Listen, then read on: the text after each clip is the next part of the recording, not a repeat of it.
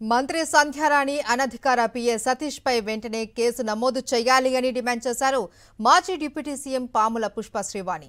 PA Satish కు మంత్రి సంధ్యారాణి కొమ్ము కాయడం దారుణమన్నారు.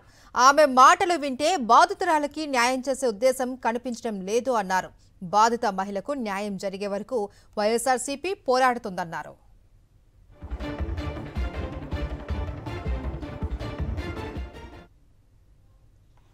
ఒక గవర్నమెంట్ ఎంప్లాయీగా ఆఫీస్ సబార్డినేట్గా పనిచేస్తున్నటువంటి ఒక బాధితురాలు ఆమె మీ పిఏ మీద చేస్తున్నటువంటి ఆరోపణలు ముఖ్యంగా నన్ను నా దగ్గర డబ్బులు తీసుకొని నన్ను మోసం చేశాడు అని, ఆ డబ్బులు అడిగినటువంటి నేపథ్యంలో నన్ను బెదిరించడం, అదేవిధంగా లైంగికంగా నన్ను ఇబ్బంది పెట్టడం, ఎవరైతే టీడీపీలో కొంతమంది నాయకుల దగ్గరికి నువ్వు వెళ్ళాల్సి ఉంటుంది అని చెప్పేసి ఈవిడికి చెప్పడం, బూతులు మాట్లాడడం, మహిళని కూడా చూడకుండా ఆమెను ఇష్టం వచ్చినటువంటి వ్యాఖ్యలు చేయడం, ఆమెకి సపోర్ట్ చేస్తున్నటువంటి వ్యక్తుల్ని నడి రోడ్డు మీద కొట్టించడం, అదేవిధంగా ఎస్పీ గారికి ఆమె ఇచ్చినటువంటి కంప్లైంట్లో నా మీద బందాప సతీష్ అనే వ్యక్తి అత్యాచారం చేశాడని కూడా బాధితురాలు కంప్లైంట్ ఇవ్వడం జరిగింది.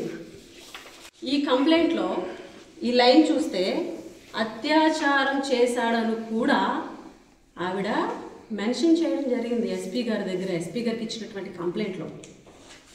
మరి ఒక బాధిత మహిళ నడి రోడ్డు మీదకి వచ్చి నా మీద మీ పిఏ లైంగికంగా దాడి చేశాడు, లైంగిక వేధింపులు చేస్తున్నాడు, మా బంధువులు కొడుతున్నాడు అని చెప్పినటువంటి నేపథ్యంలో బాధితురాల వైపు ఉండవలసినటువంటి మంత్రి గారు, బాధితురాలకి న్యాయం చేయాల్సినటువంటి పొజిషన్లో ఉన్నటువంటి మహిళా శిశు సంక్షేమ శాఖ మంత్రి గారు అది చెయ్యకపోగా ఈరోజు నిన్న మాట్లాడినటువంటి ఆవిడ ప్రెస్ మీట్లో బాధితురాలని బెదిరిస్తూ, ఆమెకి అండగా ఉన్నటువంటి వ్యక్తుల్ని బెదిరిస్తూ, సాక్షి మీడియాని బెదిరిస్తూ, ప్రతి ఒక్కరిని కూడా బెదిరిస్తూ ఆవిడ మాట్లాడినటువంటి హెచ్చరికలు, దీన్ని బట్టి మాకేం అర్థమవుతుంది అని అంటే ఖచ్చితంగా బాధితురాలకి న్యాయం జరగదనైతే మాకు స్పష్టంగా కనిపిస్తుంది.